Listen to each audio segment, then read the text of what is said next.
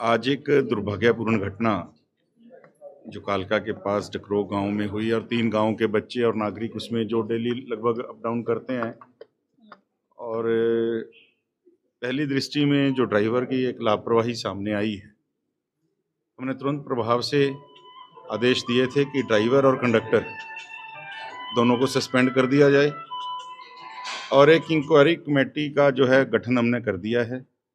हमारे additional director जो हैं ट्रांसपोर्ट के, उनकी अध्यक्षता के अंदर 5 लोगों की जो है एक इंक्वायरी कमेटी जो है विद इन अ वीक जो है रिपोर्ट देगी। और ड्राइवर अभी तक भागा हुआ है, तो उसके लिए भी हमने कहा है सख्ती से कि उसको, पुलिस को भी बात हुई है, माननीय स्पीकर साहब भी आए थे, उन्होंने भी इंस्ट्रक्शन दी है प्रशासन।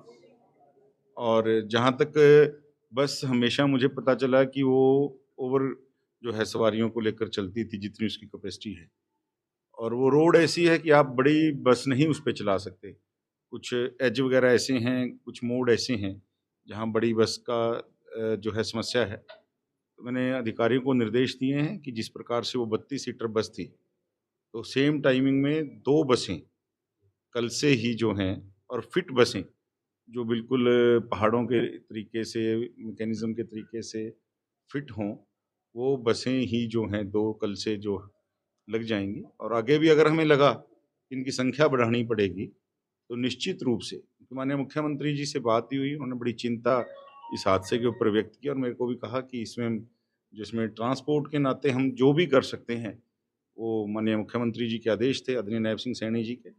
और मैं आज जो कुछ बच्चियां और जो कुछ हमारे लोकल वहाँ के लोग हैं, जो अभी कुछ यहाँ एडमिट हैं, ऐसे 13-14 साथी अभी रह गए हैं सुबह।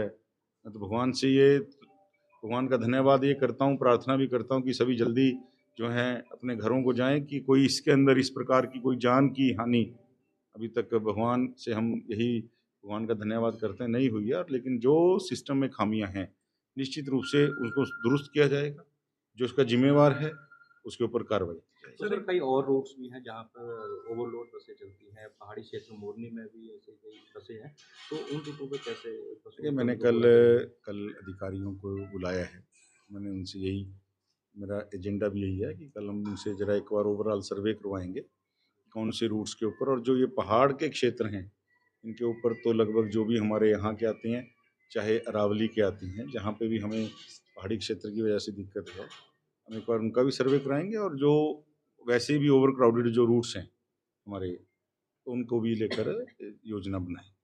सर एक जानकारी आ रही है कि ड्राइवर्स वगैरह ने जो रोडवेज की तरफ से स्ट्राइक कॉल की गई है, कुछ जो सस्पेंशन किया गया ड्राइवर का। देखिए है, अगर वो भागता घूम रहा है और उसके बाद अपनी गलती को मानने की बजाय, देखिए अगर वो स्ट्राइक वगैरह की बात कर रहे हैं या वो छुपता घूम रहा है, ये कोई समस्या का हल नहीं है। और अगर उसने गलती नहीं की, उसको इंक्वायरी कमेटी के पास आके अपने फैक्ट्स बताने चाहिए। बस में कोई कमी थी, टेक्निकल कोई दिक्कत आई, वो तो उससे बात करके पता चलेगा, क्योंकि ड्राइव वो कर रहा था। बजाय फेस करने के वो भागना कोई किसी चीज़ का सॉल्यूशन नहीं है।